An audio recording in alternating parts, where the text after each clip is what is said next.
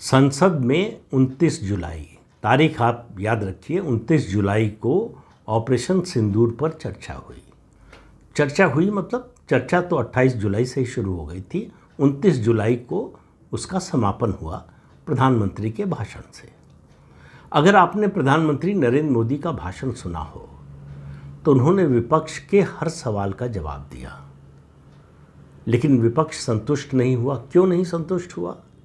उसका सिर्फ एक कारण है, वो विपक्ष के बयानों से ही आपको स्पष्ट हो जाएगा, किसी और विश्लेषण की ज़रूरत नहीं है। विपक्ष जिस भाषा में चाहता था कि प्रधानमंत्री जवाब दें, उस भाषा में प्रधानमंत्री ने जवाब नहीं दिया।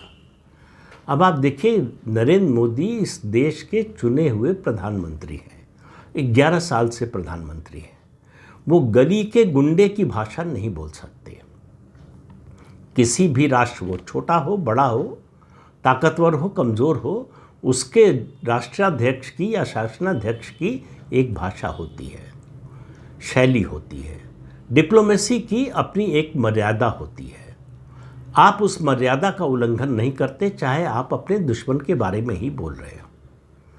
तो विपक्ष की मांग क्या थी? आप कुल मांग मतलब सारी मांग का निचोड़ अगर आप निकालना चाहें कि प्रधानमंत्री नरेंद्र मोदी ये बोलें कि अमेरिका के राष्ट्रपति डोनाल्ड ट्रंप झूठ बोल रहे थे।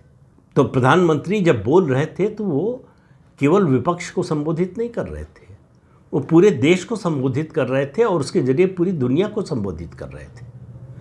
तो वो अपने पद की मर्यादा और भारत के जनतंत्र की मर्यादा का उल्लंघन नहीं कर सकते थे। उन्होंने वही बात कही जो उनको कहना चाहिए था।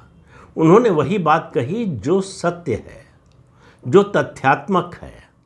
उन्होंने बड़े स्पष्ट शब्दों में बहुत जोर देकर कहा कि किसी देश ने युद्ध विराम के लिए या संघर्ष विराम के लिए या ये ऑपरेशन रोकने के लिए नहीं कहा।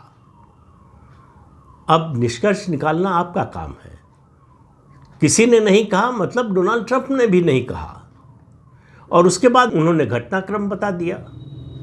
उन्होंने घटनाक्रम बताया कि जेडी वैंस जो अमेरिका के उपराष्ट्रपति हैं, उनका फ़ोन आया था 9 तारीख को, 9 मई को। तो मैं अपने सैन्य अधिकारियों के साथ सुरक्षा की जो बैठक है उसमें व्यस्त था। 2-3 बार फ़ोन आया, बात नहीं हो पाई। फिर मैंने उनको कॉल बैक किया तो उन्होंने सूचना दी कि बहुत जल्दी ही कुछ घंटों में पाकिस्तान बड़ा हमला करने वाला है भारत पर।